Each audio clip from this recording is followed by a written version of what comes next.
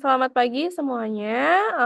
Selamat datang pada kelas hari ini. Kelas hari ini masih dengan narasumber yang sama ya teman-teman ya. Hari ini sesi 2 yaitu keamanan manusia.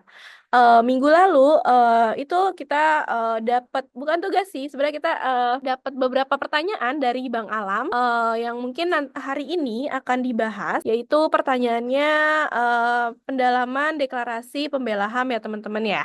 Yang pertama mungkin aku bacain menurut deklarasi PBB tentang pembela HAM apa saja kewajiban negara terhadap pembela HAM. Lalu pertanyaan kedua, sebutkan 9 jenis hak pembela HAM yang dilindungi dalam deklarasi tersebut dan berikan contoh-contoh dari pengalaman teman-teman di lapangan nih. Lalu yang ketiga, menurut deklarasi tersebut, apakah pekerjaan yang teman-teman lakukan dapat disebut pembela HAM? Lalu mengapa demikian? Yang keempat, mungkin buat poster yang menggambarkan jawaban teman-teman atas pertanyaan 1 dan 3 tersebut. Kira-kira teman-teman adakah yang sudah menjawab pertanyaan itu? Mungkin nanti akan coba diskusi dengan Bang Alam. Oke, terima kasih teman-teman. Kalau gitu mungkin langsung aja dengan narasumber yang sama kita panggilkan Bang Alam. Halo Bang Alam, selamat pagi. Selamat pagi Indah. Oke. Selamat pagi rekan-rekan sahabat Lingkar Madani. Silakan Bang Alam. Selamat pagi rekan-rekan sahabat Lingkar Madani yang saya hormati di kesempatan ini. Pada kesempatan sesi kedua ini kita akan mendiskusikan terkait dengan konsep keamanan manusia atau human security concept, di mana konsep keamanan manusia ini merupakan satu transformasi ya atau pergeseran dari pandangan para pembela HAM di internasional ya dan negara-negara terkait dengan satu pendekatan yang penting untuk dilakukan perubahan mengingat situasi dan konteks kekinian dalam konteks internasional, maka diperlukan satu pergeseran perspektif atau pendekatan perspektif terkait dengan konsep keamanan itu sendiri. Rekan-rekan, sahabat Lingkar Madani yang saya hormati, pada kesempatan ini perkenalkan saya untuk menyampaikan eh, beberapa poin penting ya terkait dengan konsep keamanan manusia ini. Bagaimana konsep keamanan manusia ini berawal? Pertama adalah melalui perkembangan dalam studi-studi keamanan yang dilakukan oleh para peneliti dan juga kemudian menjadi pembahasan dan diskusi-diskusi dari negara-negara yang tergabung dalam Perserikatan Bangsa-Bangsa. Nah, pada saat itu ada satu keinginan bersama ya dalam negara-negara anggota yang memiliki keinginan untuk mengurangi jatuhnya korban dari konflik-konflik bersenjata yang terjadi. Begitupun juga disadari bahwa perang ya itu memerlukan satu biaya yang cukup mahal ya karena dari sektor alutsista ya dan kerusakan-kerusakan infrastruktur yang disebabkan dari konflik itu sendiri. Kemudian juga terjadi pergeseran hubungan internasional pasca Perang Dingin, terjadi perubahan norma tentang hubungan antara kedaulatan negara dan hak asasi manusia yang melahirkan konsep tanggung jawab untuk melindungi ya, responsibility to protect. Nah, di sini kemudian disepakati bahwa keamanan negara ya versus atau biasa juga dikenal dengan keamanan konvensional atau keamanan dengan pendekatan militer ya mobilisasi aparat keamanan dan sebagainya kemudian disepakati untuk bergeser atau merubah konsep dan pendekatan itu menjadi keamanan manusia atau human security. Kemudian apa saja komponen utama dalam keamanan manusia itu? Pertama adalah bebas dari rasa takut, ya. Kemudian bebas atas apa yang diinginkan dan kebebasan atas hidup yang bermartabat. Ada 5 prinsip keamanan manusia ya, rekan-rekan sekalian yang perlu kita ketahui bersama bahwa keamanan manusia itu berpusat kepada keamanan manusianya ya, kemudian multisektor, komprehensif dan memiliki konteks yang spesifik dan berorientasi pada pencegahan. Ada 7 variabel dan akar masalah akar masalah dari keamanan manusia ini Pertama adalah keamanan ekonomi, fokus pada kemiskinan yang terus-menerus terjadi, pengangguran, ya, kurangnya akses ke kredit dan peluang ekonomi lainnya. Kemudian keamanan pangan, ada kelaparan, kenaikan mendadak harga pangan, kelangkaan bahan pangan, dan keamanan kesehatan terkait dengan epidemi, kemudian gizi buruk, sanitasi buruk, kurangnya akses ke perawatan, kesehatan dasar. Juga keamanan lingkungan, disadari terjadinya degradasi lingkungan, penipisan sumber daya, dan di mana-mana terjadi bencana alam, ya, termasuk di negara kita Indonesia. Dan berikutnya keamanan individu, yaitu kekerasan fisik dalam segala bentuknya, termasuk perdagangan manusia, pekerja anak, ya, di bawah umur, dan juga keamanan komunitas, di mana di beberapa negara terjadi ketegangan antar etnis, ya, agama dan identitas lainnya, kemudian kejahatan dan terorisme. Saya kira kita di Indonesia memiliki pengalaman yang cukup banyak, saya kira, terkait dengan keamanan komunitas ini. Sebagaimana teman-teman ketahui, ya, pasca reformasi 98, 99, beberapa daerah-daerah, ya, atau wilayah-wilayah Indonesia yang mengalami konflik yang memiliki dimensi konflik etnik dan agama, ya, atau identitas, seperti konflik yang terjadi di Poso, di Ambon, ya, Sampit, dan lain-lain sebagainya. Begitupun kemudian terjadi satu situasi di mana kejahatan terorisme juga kemudian melanda atau terjadi di beberapa wilayah-wilayah di Indonesia. Kemudian juga terakhir adalah keamanan politik, ya. Terjadi represi politik, pelanggaran hak asasi manusia semakin tinggi, dan kurangnya aturan hukum dan keadilan. Keamanan manusia atau human security versus pembangunan manusia atau human development, ini adalah kita bisa membedakan dari dua definisi. Pertama, keamanan manusia itu adalah konsep yang memastikan terpenuhinya kebebasan prioritas, sehingga orang-orang bisa menjalankan pilihannya dengan aman dan bebas, serta menjadi yakin bahwa peluang dan kesempatan mereka dalam melaksanakan pilihan-pilihan tersebut itu terlindungi oleh negara. Ya, sedangkan pembangunan manusia atau human development ini adalah konsep yang sangat luas, tujuannya untuk memperluas pilihan-pilihan dan kebebasan dari manusia. Keamanan negara dan keamanan manusia, perspektif keamanan dan stabilitas negara adalah upaya pemantapan stabilitas melalui daya paksa dan tata keamanan yang membatasi kebebasan warga. Disinilah yang kemudian membedakan dengan perspektif keamanan manusia, kawan-kawan, ya.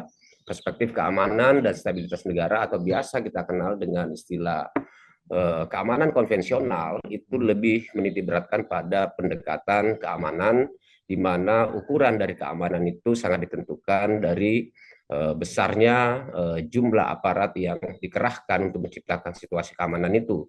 Dalam situasi-situasi kayak seperti itu kemudian berpotensi menimbulkan pelanggaran hak asasi manusia atau pengurangan hak-hak hak-hak asasi manusia yang seharusnya dijaminkan oleh negara, termasuk saya kira hak-hak yang tidak bisa dikurangi atau non-reachable right, ya, seperti hak hidup, ya, hak untuk menjalankan kebebasan untuk beragama dan sebagainya gitu.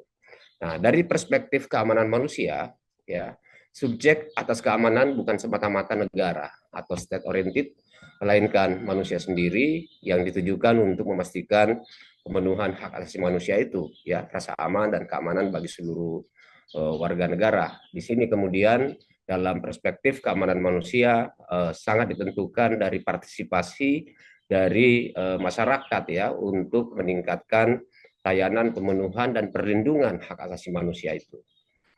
Nah, itu saya kira kawan-kawan sebagai pemantik awal kita, saya mengusulkan agar sesi pada kesempatan ini bisa kita kembangkan melalui forum-forum diskusi, ya, atau sharing dari perspektif dari sahabat-sahabat Lingkar Madani. Itu saya kira, Indah dan rekan-rekan sahabat Lingkar Madani, yang perlu disampaikan sebagai satu perspektif atau satu pandangan di awal untuk memantik diskusi kita. Terima kasih. Oke, Bang Alam, ini kelompoknya mau dibikin breakout room kah atau gimana? Ya, saya kira bisa buat break. Tapi kita kan jumlahnya cuma 7 ya. Jadi Mm-mm.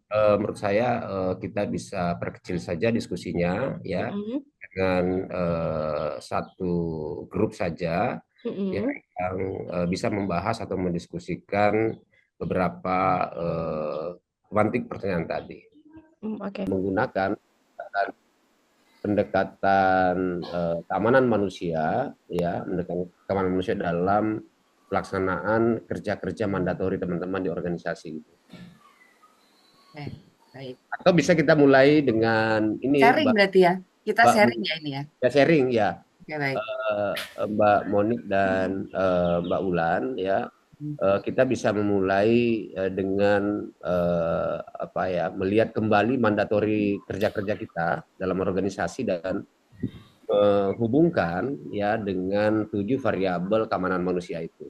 Seperti tadi Mbak Monik misalnya di Yasiwa lebih fokus kepada konservasi sumber daya alam, konservasi lingkungan ya. Berarti pendekatannya keamanan lingkungan. Nah, kalau kira-kira kalau Mbak Ulan seperti apa kayak gitu? Paradigma paradigma keamanan mana gitu yang akan diulas oleh kawan-kawan. Ya, ya. Oke. Oke. Mau siapa Mbak Monica duluan atau saya duluan? Silakan. Silakan kalau Mbak Wulan mau duluan boleh. Oke, aku duluan ya. Jadi memang ini topik yang eh, saya sudah aware ya, Mas Alam dan Mbak Monik tentang keamanan pekerja HAM. Yang meskipun saya juga kan di lingkungan khususnya pangan ya, merespon apa kondisi isu krisis pangan global. Nah, terkait keamanan, saat ini saya baru sebatas aware ya bahwa pangan ini sangat politis dan apa strategis ya, sesuatu yang strategis dan politis, sehingga banyak aktor-aktor yang sudah kami petakan menjadi eh, bisa dibilang ancaman ya ketika kami memiliki satu tujuan kerja untuk misalkan mengembalikan eh, metode-metode bertanam sesuai dengan culture gitu ya. Nah, tentu ini akan menjadi sesuatu yang tidak menyenangkan bagi corporate-corporate yang selama ini menjual eh, pupuk, pestisida, benih dan sebagainya itu. Nah, ini baru menjadi sebuah awareness di kami, Mas Alam, untuk berhati-hati dalam menjalankan strategi kami. Misalkan memilih aktor-aktor yang dapat kami gandeng, dan saya percayanya begini. Kalau kami bekerja di akar rumput saja, misalnya di masyarakat adat gitu ya, satu kesulitannya adalah mereka sudah terhegemoni dengan revolusi hijau, bahwa tanpa pupuk mereka tidak bisa bertani gitu. Padahal dari riset saya itu salah gitu loh. Nah, meyakinkan masyarakat sendiri itu eh, sulit dan Indonesia kan cukup besar ya untuk kemudian bekerja satu persatu di akar rumput itu menjadi tidak mungkin. Sehingga memang kebijakan ini adalah satu hal yang harus diraih gitu. Kebijakan yang melindungi masyarakat adat jika mereka bertani dengan cara yang mereka mau, tidak direpresi untuk kemudian menjadi konsumen produk-produk pertanian korporat gitu kan. Nah, eh, s- sehingga memerlukan saya dan teman-teman dalam tim ini untuk berjejaring ya, menjalin jaringan dengan aktor-aktor kunci yang ada di pemerintahan, tapi justru bukan di Kementan gitu, karena dalam pemetaan kami justru di sana letak letak apa namanya sebuah ancaman gitu ketika kita tidak menemukan aktor yang tepat gitu. So far sih dengan kebudayaan kemarin dengan Dirjen Kebudayaan gitu ya melakukan aksi-aksi yang kemudian bisa membuat sebuah naskah akademik gitu ya, atau apa namanya, draft untuk rekomendasi lah kayak gitu untuk kebijakan. Dan sekarang akan ke Bappenas gitu untuk merancang undang-undang yang lebih lebih tapi masih on progress ya, masih on progress karena kan pemerintahan kita juga transisi dan masih banyak hal yang tidak jelas. Cuman memang ini satu baru baru dalam kesadaran sih Mas Alam, kesadaran untuk berhati-hati ketika kita berstrategi, dan bahkan dalam tim pun kami melakukan apa namanya edukasi bahwa jangan polos-polos banget gitu. Baru sebatas itu yang bisa saya share Mas Alam dan teman-teman Mbak Monik dan Mbak Indah. Menarik Mbak Wulan ya, apa namanya, pandangannya ya terkait dengan keamanan manusia khususnya untuk level keamanan pangan ya itu. Dan saya kira tadi Mbak Wulan juga apa ya, menyampaikan satu pandangannya terkait dengan pemetaan aktor ya, Ya, sebelum memutuskan strategi lebih lanjut terkait dengan pendekatan-pendekatan yang rekan-rekan lakukan sebagai mandatori organisasi. ya. Menarik, terima kasih Mbak Wulan ya. Nanti Sama-sama. kita bisa kembangkan lagi dalam diskusinya ya. Ya. Silakan Mbak Monik. Oke, baik. Terima kasih, Mas Alam. Jadi kalau kami ya Siwa, kami sedang mendorong untuk pengelolaan satu lahan basah yang itu merupakan eh, sumber perikanan darat ya, dan sumber mata pencaharian bagi nelayan.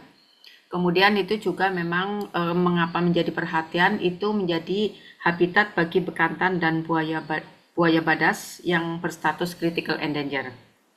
Nah, di sini barangkali yang kami coba kondisi-kondisi yang ada itu tentang keberadaan lahan basah seharusnya menjadi daya dukung bagi kehidupan nelayan di sana dan masyarakat umumnya ya. Jadi kami melihat di situ ada keterancaman tentang ekonomi, kemudian pangan, lingkungan dan komunitas. Barangkali sejauh ini yang kalau dari paparan ini ya, dari kita belajar pagi ini. Nah, saat ini kami bekerja bersama nelayan. Yang menjadi masalah utama yang pertama dari segi degradasi lahan basahnya. Karena memang di sekitar lahan basah itu sudah dibuka untuk perkebunan kelapa sawit, sehingga kondisi ekosistem menurun. Kemudian juga ada masalah yang cukup pelik itu penangkapan ikan dengan menggunakan setrum.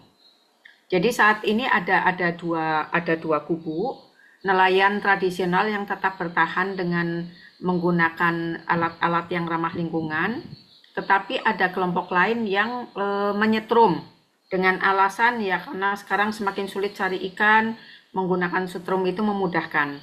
Tetapi karena penggunaan setrum itu tentu akan mengancam sumber perikanan itu sendiri ya, yang pasti suatu saat kalau itu tidak kita biarkan saja sama-sama akan kehilangan mata pencaharian.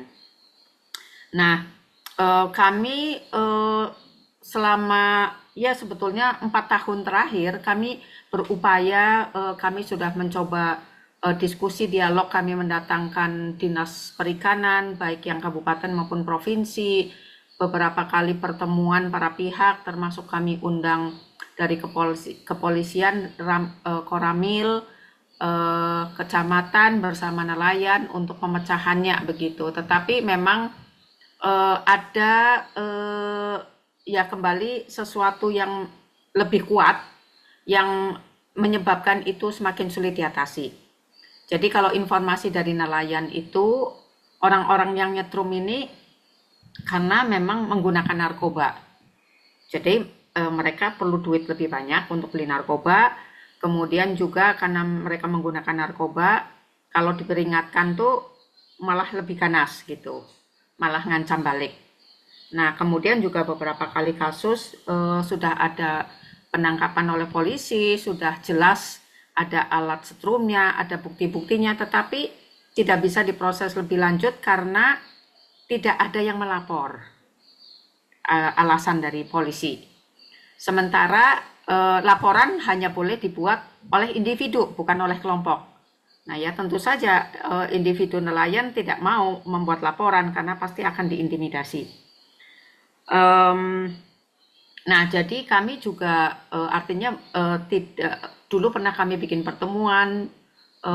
Saya berpikir mungkin memang karena pihak keamanan pun belum bisa berpihak kepada yang nelayan tradisional.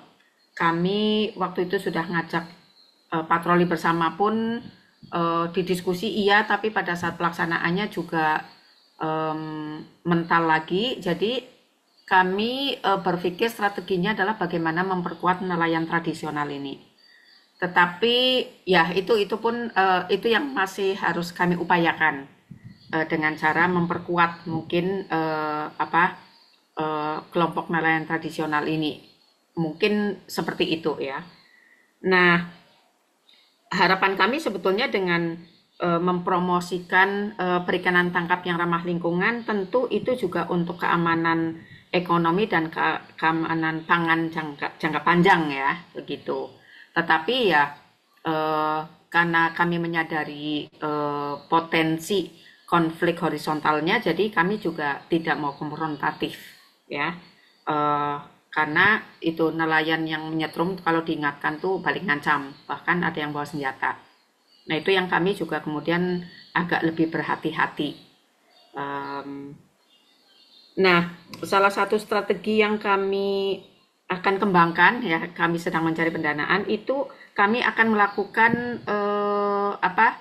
meminta tenaga ahli untuk melakukan studi etnoekologi yang berkaitan dengan praktek-praktek untuk penangkapan ikan ramah lingkungan dan tentang kaitannya dengan lingkungan. Nah harapannya hasil studi itu nanti bagaimana kita memperkuat budaya, karena memang notabene di budaya di mereka juga tampaknya memang sudah mulai terlupakan.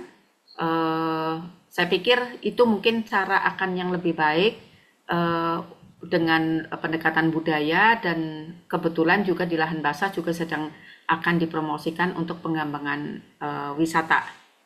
Mungkin itu baru yang bisa saya sharingkan, Mas Samsul. Terima kasih Mbak Monika, menarik sekali ya pengalaman dan pendekatan Mbak Monika dan teman-teman di Yakewa ya. Saya kira apa yang tadi disampaikan baik Mbak Monika dan Mbak Wulan itu sudah mencakup 5 prinsip keamanan manusia ya, berpusat pada manusianya gitu ya, sehingga di sini sangat dibutuhkan partisipasi penuh ya gitu dari masyarakat ya dalam mengembangkan konsep keamanan, kemudian multi stakeholder ya, forum, ada pelibatan, ada kerjasama antara aktor-aktor ya, baik aktor negara dan aktor non negara ya, di mana kawan-kawan adalah aktor non negara yang bekerja langsung di tingkat aras ya, dan kemudian menghubungkan dan berkolaborasi dengan aktor-aktor negara gitu ya, multi stakeholder.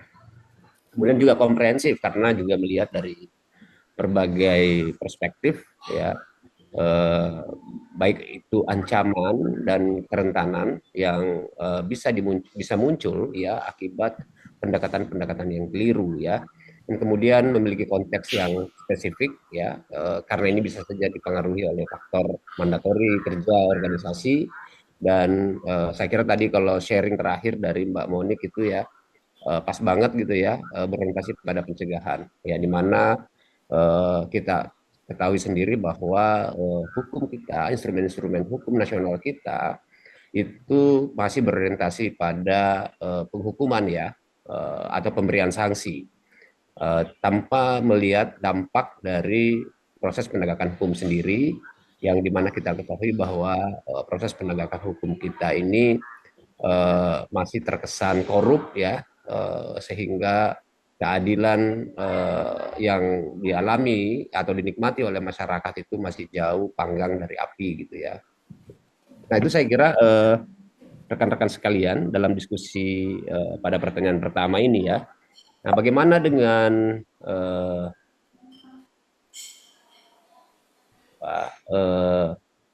unsur-unsur dan prinsip paradigma serta indikator keamanan manusia dari apa yang tadi rekan-rekan sampaikan sebagai pendekatan yang lebih efektif. Ini mungkin sharing sesi keduanya ya di room kita ini. Silahkan Mbak Monik dan Mbak Ulan. Silakan kalau Mbak Wulan mau duluan. Sebentar, Mas Samsul, saya masih belum paham itu R dan R ini apa nih? Rekan-rekan. Oke, oke. RRR ini sebenarnya satu konteks saja. Jadi ini bisa disesuaikan dengan mandatori ya.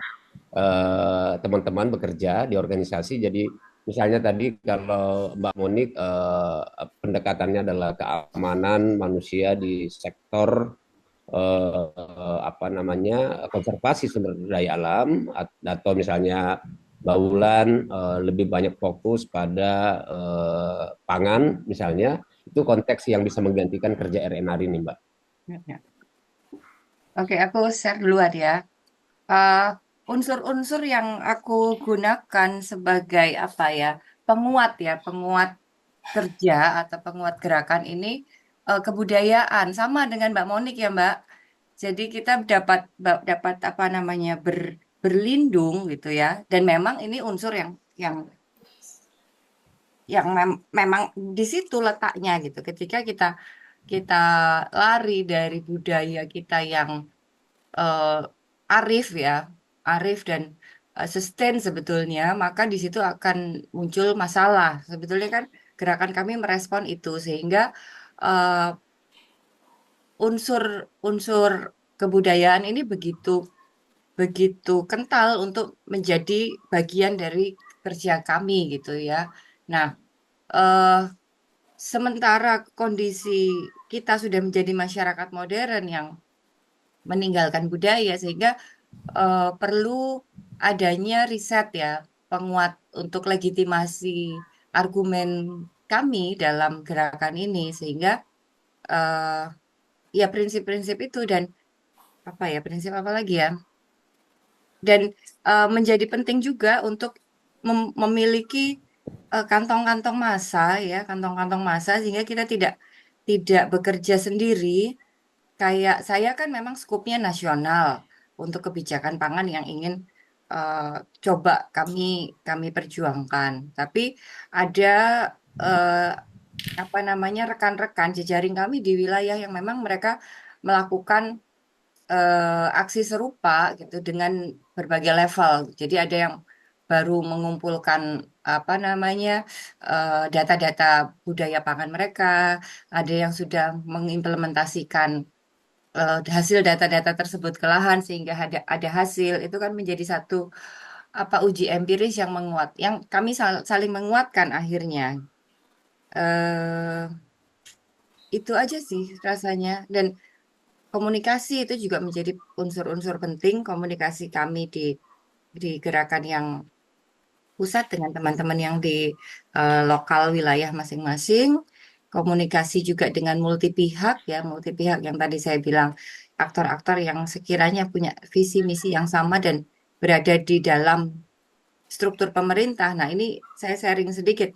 Ternyata ada kok aktor-aktor yang membutuhkan kita gitu, membutuhkan eh, para masyarakat sipil yang punya concern dan mau bergerak gitu ya, mereka malah mendukung gitu. Karena mereka sebagai orang dalam struktur pemerintahan itu nggak mampu gitu loh, nggak mampu bergerak. Tapi ketika kita orang sipil ini bergerak, mereka tuh siap dukung. Jadi menemukan aktor yang seperti itu buat saya jadi kunci ya.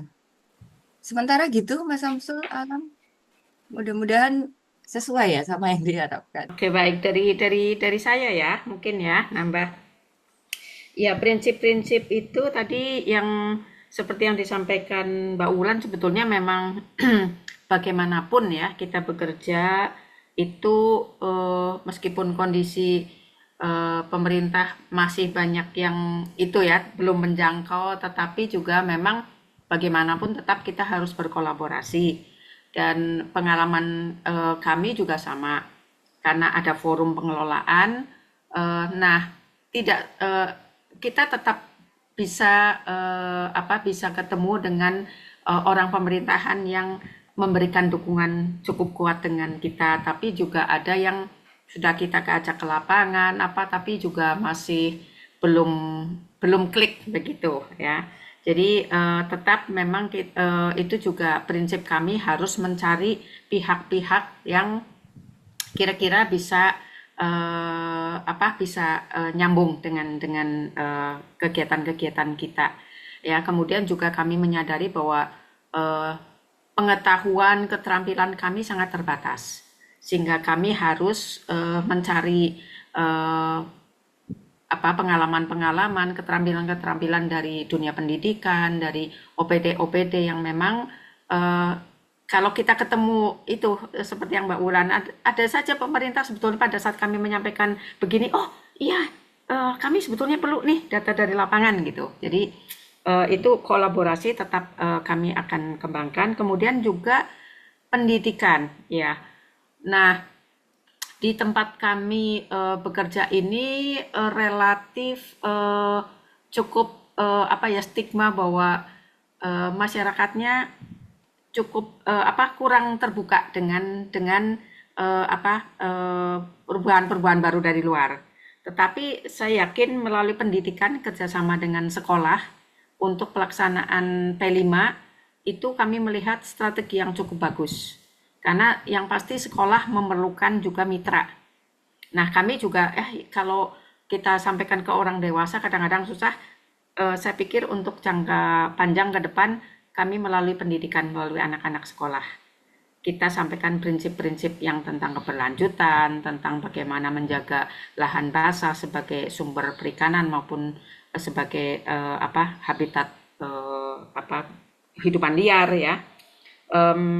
Kemudian yaitu jadi kami mencoba nanti kajian-kajian yang dilakukan oleh orang-orang yang Oke, berarti kita akan mendengarkan panel dari teman-teman ya 4 kawan kita sahabat Lingkar Madani untuk sharing masing-masing di 3 pertanyaan tadi ya mengenai perspektif pendekatan keamanan manusia yang secara mandatori teman-teman lakukan selama ini, kemudian bagaimana mengukur pendekatan keamanan manusia itu dari prinsip ya dan indikator seperti apa, kemudian juga kita bisa mengembangkan diskusi-diskusi ini lebih lanjut ya dari 4 kawan kita yang sudah mendiskusikan atau mendalami di room sebelumnya.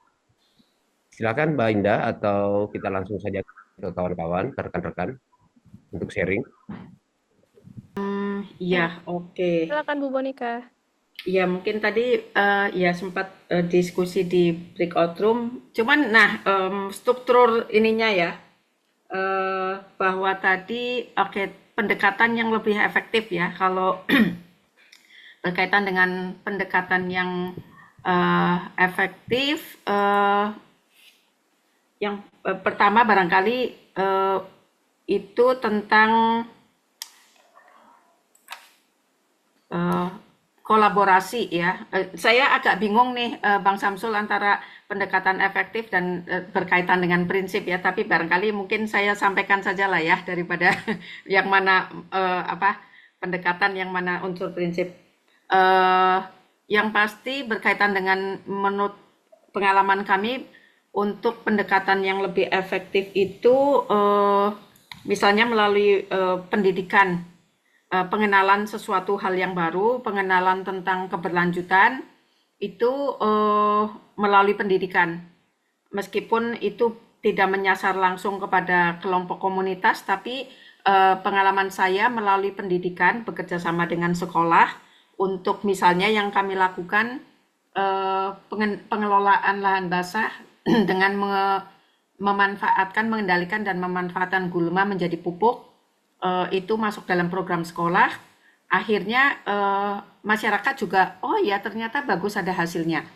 Itu.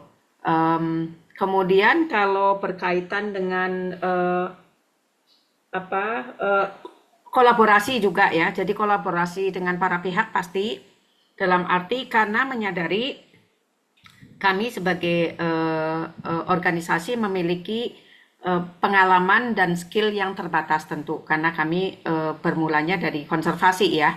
Sementara mau tidak mau konservasi itu juga harus ke aspek-aspek sosial kehidupan masyarakat. Nah itu yang kami memang baru belajar juga.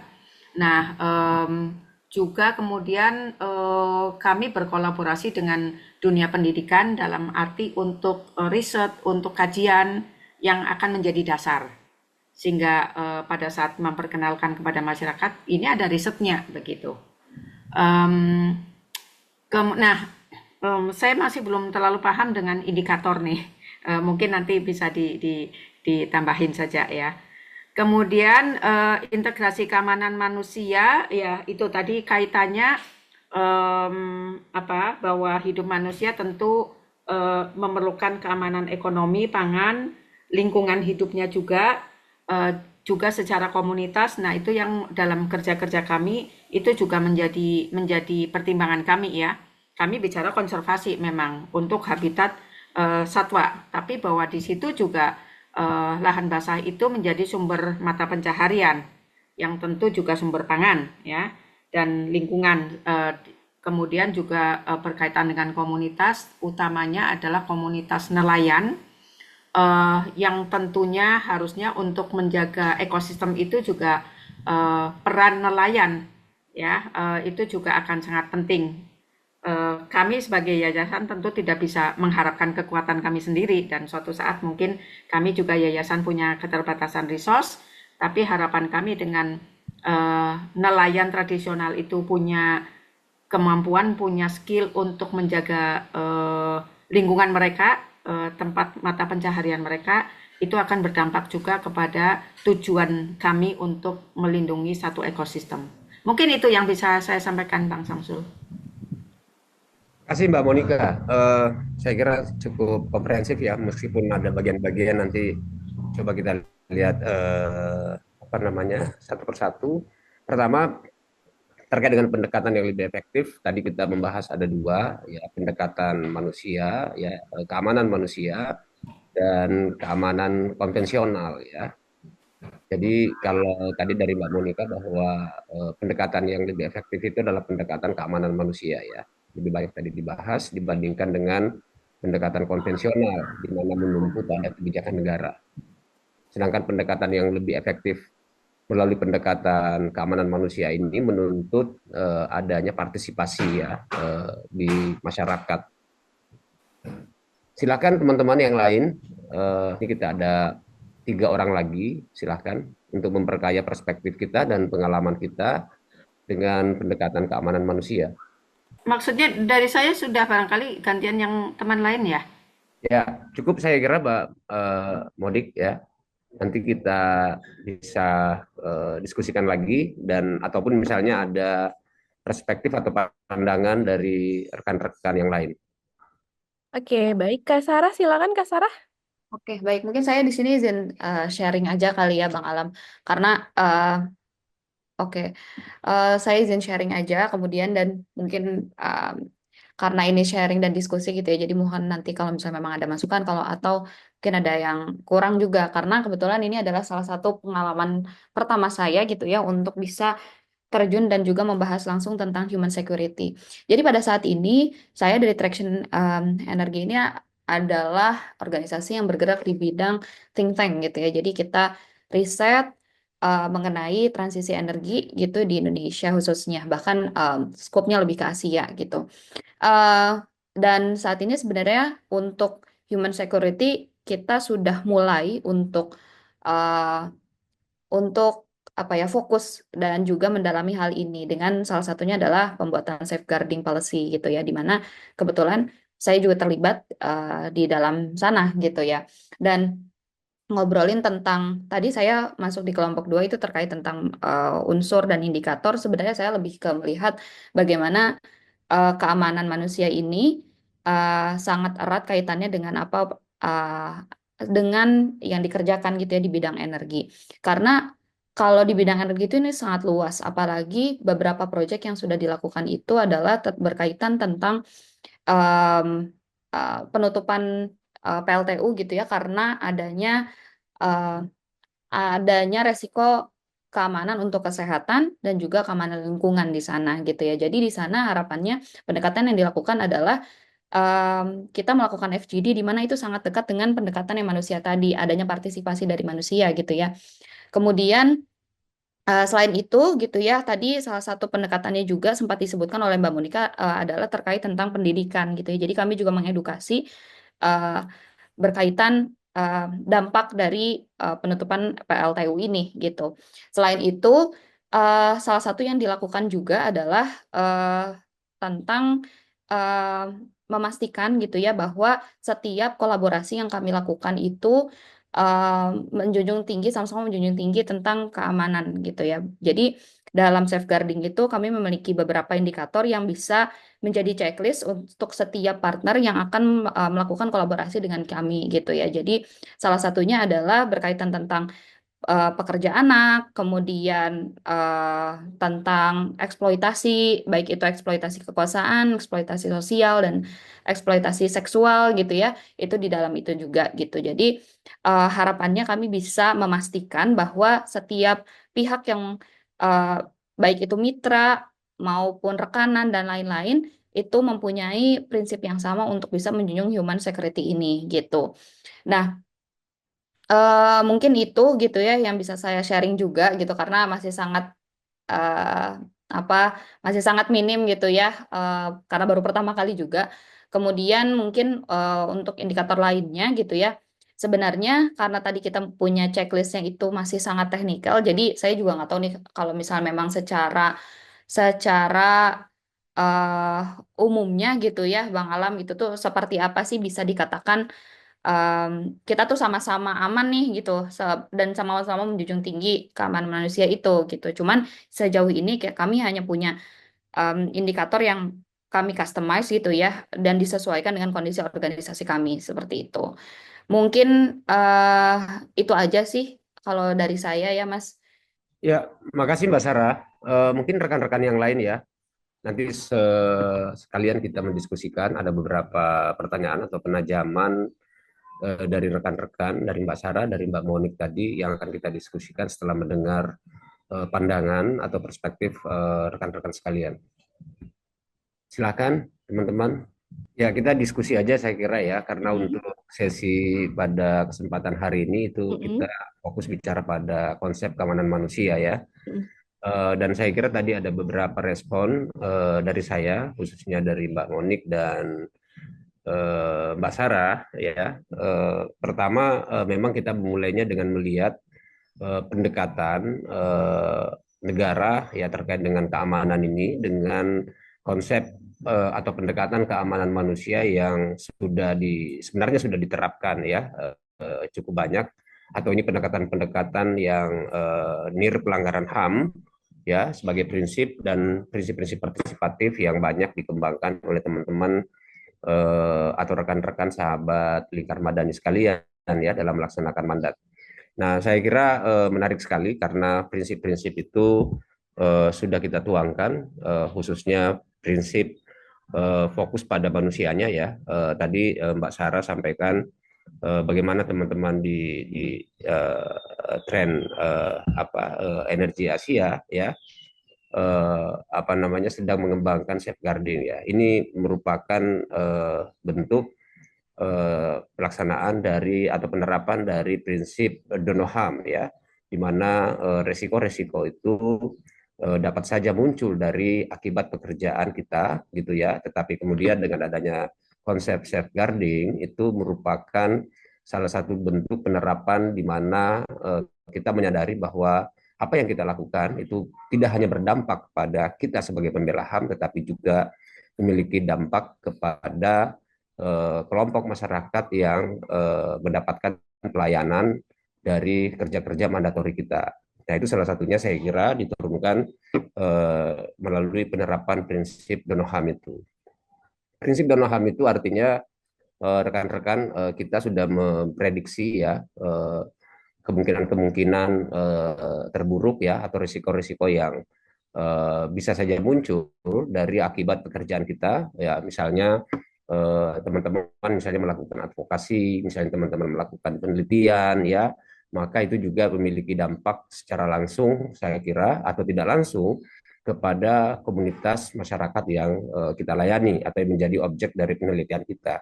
Nah, ketika kawan-kawan melakukan satu perencanaan dari pelaksanaan mandatori, kemudian eh, disertai dengan mitigasi resiko, ya itu yang merupakan saya kira konsep keamanan yang berfokus pada manusia ya.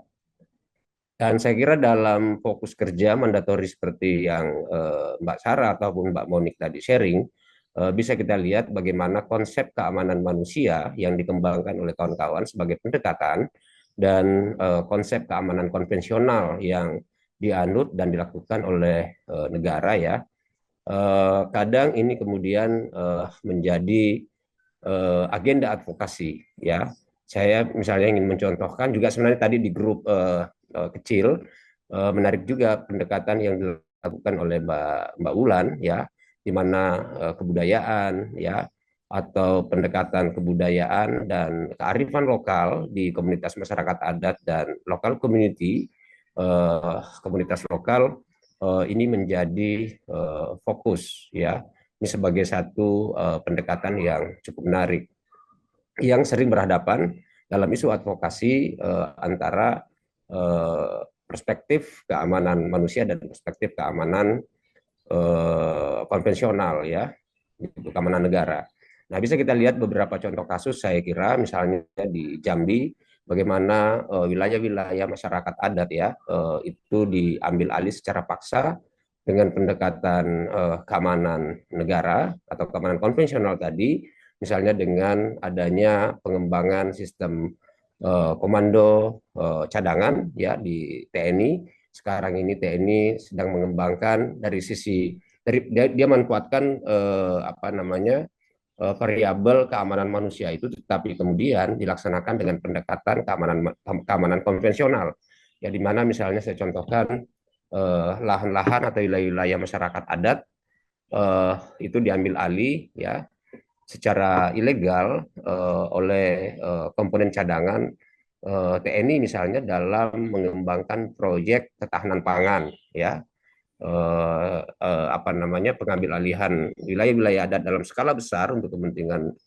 proyek tersebut yang menggunakan alasan pendekatan kemanusiaan ya, pendekatan keamanan manusia, tetapi kemudian pendekatan-pendekatan yang dilakukan di lapangan masih kerap kita temui dengan pendekatan-pendekatan keamanan konvensional. Masyarakat adat kemudian dikriminalisasi ketika menolak atau melawan ya dari praktek-praktek keamanan konvensional tersebut ya, yang ini kemudian sangat bertentangan dengan prinsip-prinsip keamanan manusia ya. Ini juga misalnya terjadi di Papua ya, dengan pembangunan atau pengembangan proyek-proyek perkebunan dalam skala besar, kerap sekali menggunakan pendekatan-pendekatan keamanan konvensional ya. Jadi negara dengan alasan pendekatan keamanan manusia untuk variabel keamanan manusia di sektor pangan ya, kemudian konservasi ya, kemudian level pendekatan keamanan lingkungan ya, itu kemudian kerap sekali terjadi pelanggaran hak asasi manusia ya, karena bertentangan antara pendekatan antara tujuan dan pendekatan yang dilakukan melalui kebijakan negara. Ini yang biasa kita sebut bahwa strategi-strategi dan kebijakan pembangunan nasional tidak bertumpu pada prinsip-prinsip Donoham tadi.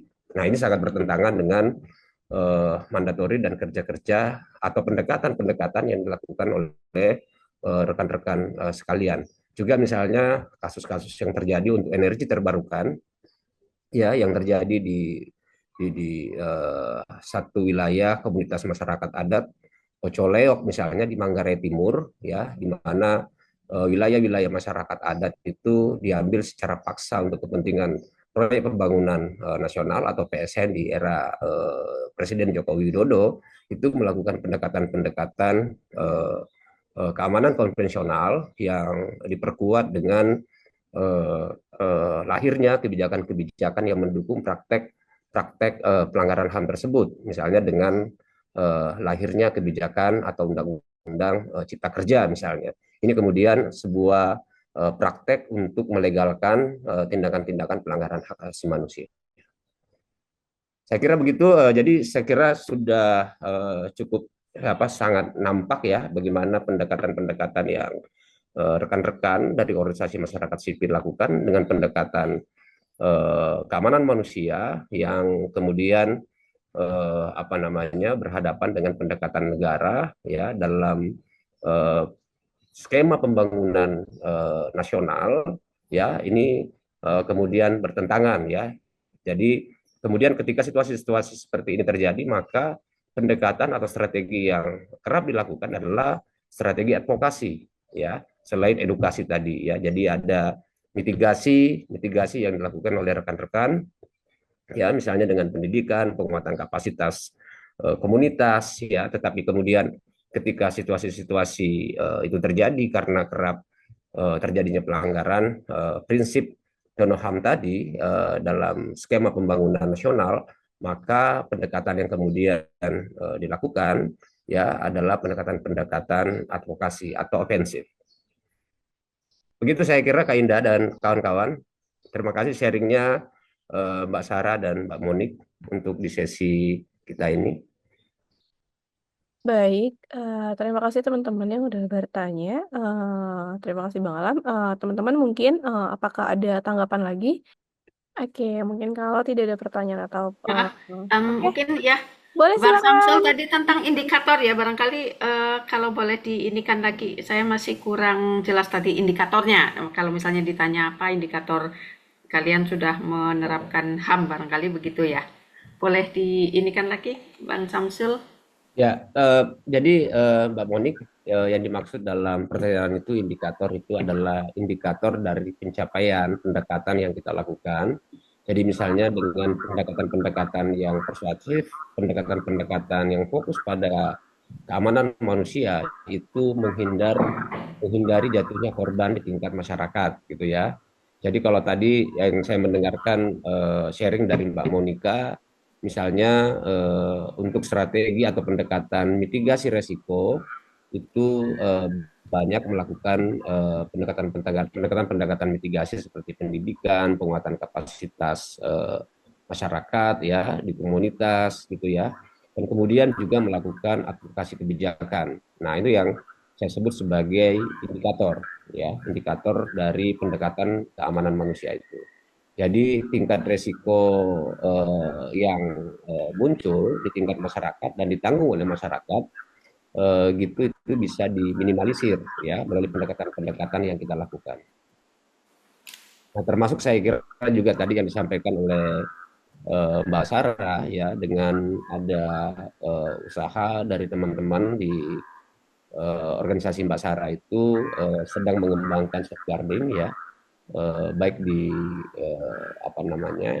mengatur dari kerja kawan-kawan, pengembangan dari kerja mandatori kawan-kawan maupun kepada keamanan komunitas yang dilayani oleh kawan-kawan sekalian.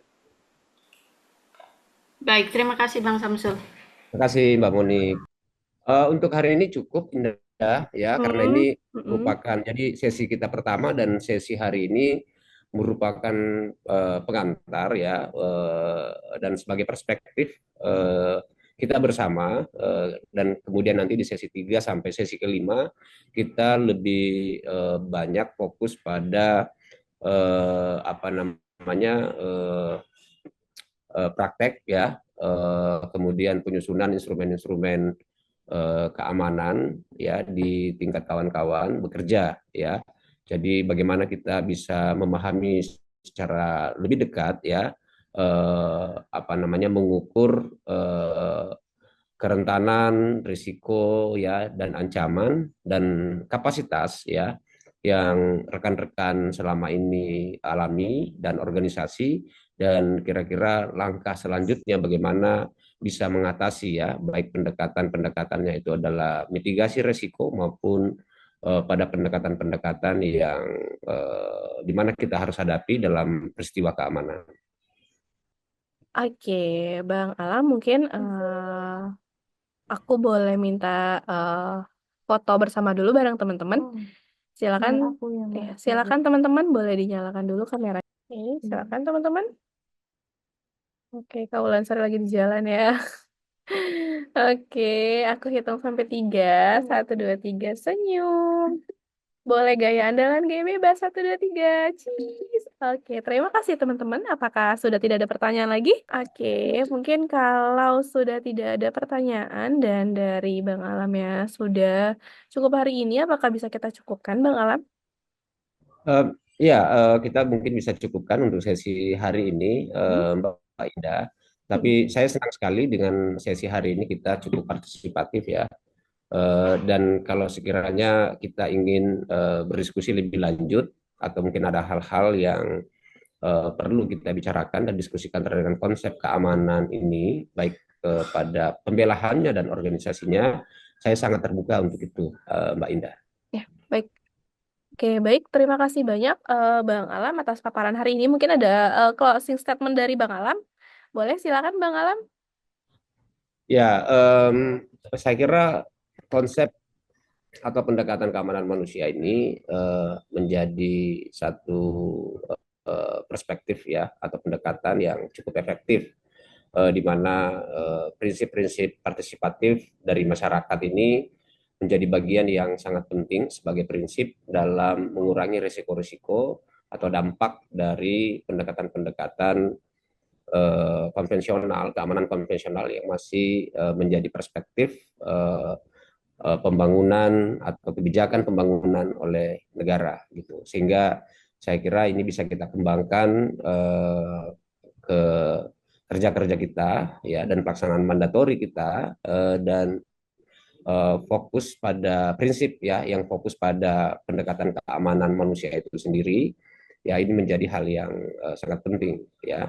Dan jangan dilupakan bahwa teman-teman ketika mengembangkan atau merencanakan satu gagasan-gagasan bersama komunitas ya, mengukur mitigasi dan risiko-risiko yang ditimbulkan atau dampak dari pengembangan program ya atau kegiatan-kegiatan yang kita lakukan, sangat penting memperhatikan sisi keamanan masyarakat ya yang terlibat ya atau menjadi subjek dari pekerjaan kita.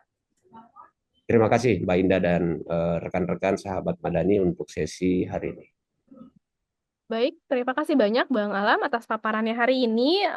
Hari ini teman-teman mungkin nggak terlalu banyak yang ikut ya Bang Alam karena mungkin lagi ada pelatihan yang tidak bisa ditinggalkan. Semoga di kegiatan berikutnya teman-teman bisa mengikuti dengan banyak. Oke, aku juga mau ngucapin terima kasih banyak untuk teman-teman yang sudah meluangkan waktunya hari ini di sesi kedua. Aku mau menginfokan di sesi ketiga itu ada pada tanggal 19 November 2024 ya teman-teman ya. Teman-teman bisa menggunakan dengan link yang sama, link yang hari ini. Oke, mungkin teman-teman bisa melihat rekaman ulangnya melalui YouTube-nya Lingkar Madani, dan teman-teman juga bisa melihat kegiatan terbarunya Lingkar Madani melalui Instagramnya Lingkar Madani, teman-teman. Oke, kalau gitu aku mau ngucapin terima kasih banyak Bang Alam atas waktunya. Terima kasih Mbak Mungkin Indah, dari terima aku kasih. sudah. Terima kasih, selamat siang. Selamat melanjutkan aktivitas teman-teman. Sehat selalu. Sampai ketemu di kelas berikutnya. Terima kasih Bang semuanya. Alam.